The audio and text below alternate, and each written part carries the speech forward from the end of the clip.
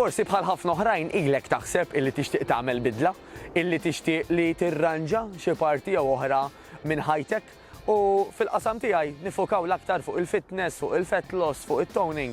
U għal daqstant ikolli mistoqsija komuni, imma tant nisma' affarijiet u tant nisma' x'affarijiet iridu jsiru aħjar li ma nafx minn fejn ħanaqbad nibda. U normalment il-bidla tibda minn sempliċiment il-friġġ jew il-kabord tiegħek.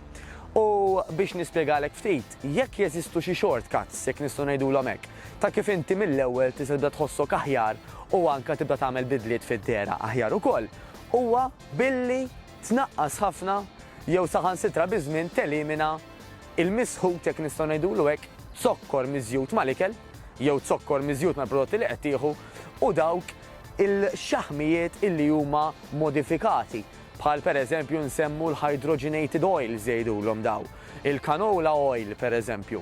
Allura inti x'tista' tagħmel? Inti minflok ma tgħid jiena ħaniċċaħħad minn kollox u ħanoqgħod nara ħadd ieħor jiekol jiena ma nikol xejn, illi ovvjament hija ħażina ħafna, mhux biss mentalment imma anke fiżikament. Huwa illi inti minflok tibdel. Mela jekk għandi canola oil pereżempju fil-kabord, ħanibdlu għal extra virgin olive oil. Għandna tant xorti f'dal pajjiż u fil-Mediterran illi maħna neqsin xejn minn dan l-extra virgin olive oil. Allura nistgħu nissapportjaw anke l-prodott lokali, prodott Malti u nixtru żejt ta' żebbuġa extra virgin illi mhux biss huwa tajjeb fit-toma imma jagħmel ħafna ġid tas-saħħa minflok pereżempju dawn il-hydrogenated oils jew il-canola oil.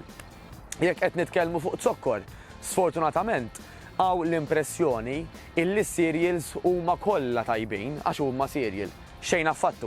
Għandek cereals li pereżempju huma pjuttost naturali bħal dak li jgħidulu l-oats, jew inkella ċertu anka ċereali oħrajn magħmulin minn grains illi huma pjuttost naturali, però hemm oħrajn illi huma super artifiċjali, miżjudin bit-zokkor, manifuturati wara ħafna proċessi u dawn ma tantx jagħmlu ġid tal-ġisem kemm għad-dera u anke s-saħħa.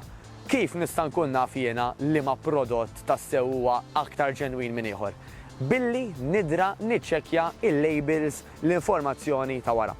Jekk nara illi għal kull 100 gramma ta' prodott, pereżempju, hemm naqra iktar mhux ħażin minn 5 grammi ta' zokkor, ta' added sugar jew ta' sugar, nikkonsidra illi hemm aktar ngħidu aħna minn 10 grammi għal kull 100 gramma li npoġġu dak il-prodott lura f'postu u naraw insibu xi ħaġa aħjar. Però kif qedtilkom qed nitkellmu fuq iċ-ċereali, l-oats pereżempju huwa wieħed mill-aktar magħruf u anke approvat illi ħajjin bħala ċereali. Però m'għandek bl-ebda mod inti tieħu ċereali bil-fors biex tajt jiena qed nieħu xi ħaġa filgħodu.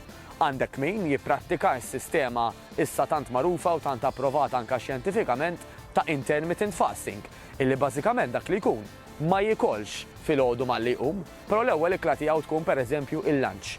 Dan l-intermittent fasting sabu illi fost l-oħrajn jgħinna biex nixxieħu aktar bil-mod. Mela jgħinna nkunu aktar żgħażagħ milli il-proċess naturali kif ikun normali. Għaliex? Għax aħna qed inħallu gap twila bejn l-aħħar ikla ta' filgħaxija u l-ewwel darba li nikol filgħodu. U hemm min jgħidli imma jien allura ma nieħu xejn filgħodu, tista' jekk trid, però mhux bżonn jus li tagħmel hekk. Għax, anzi, huwa rakkomandat iktar illi inti tmur għal ilma still, jew ilma sparkling, kafe iswed, ta' iswed, etc.